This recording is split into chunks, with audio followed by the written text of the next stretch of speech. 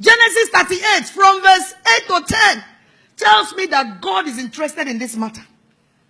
A man called Onan slept with his brother's wife in order to give seed to his brother who died without a child. That is their pattern those days. So after enjoying himself thoroughly with his brother's wife, when it was time to release so that the woman can have a baby, he came out and spilled it on the ground. The Bible says God saw it. He made him angry. He killed the man right on the spot and went ahead and put it in the Bible for us. That is to tell you that God is interested in that aspect of marital relationship. Some of you think it's something you do only when God is not looking, when the takes light. Let us do it quickly. Before God turns around to look at us, we have finished. No. Don't hurry. God knows you are doing it. It's part of the package for marriage. He intentionally gave it to you as pleasure for your marriage to enjoy. And some of you women here have never really enjoyed it. You have had 2, 3, 4 children, but you've never enjoyed it. Why? Because you have husbands who don't know how to do it and do it well. There are some Christian men that rape their wives. They are Christians, but they rape their wives. And that is not good. A woman is not like an electric lamp. You switch her on when you want and switch her off when you want.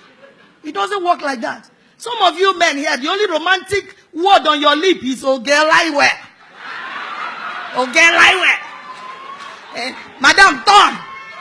That is not romance. That is not romance.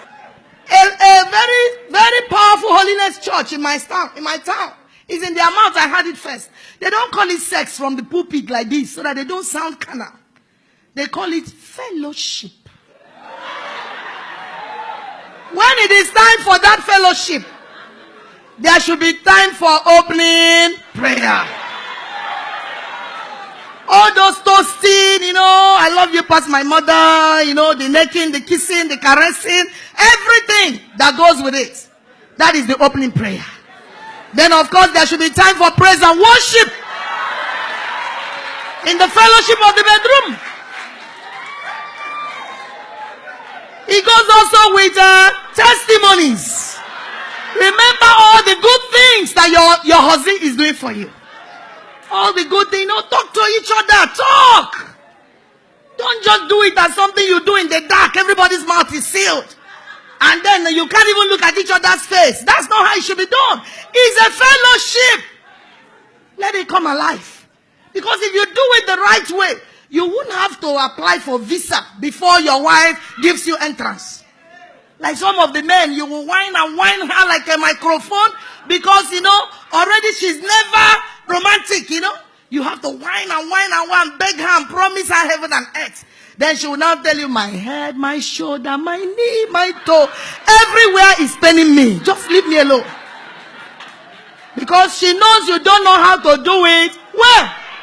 But when you do it well, nobody will even be the one to initiate and then begin to make requests. It will just flow naturally.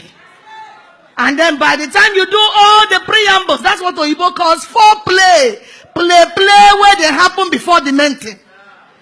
Then God allowed the woman's body in a way that by the time the proper thing is done, the body of the woman is ready to welcome the man of God to arrive to minister the word.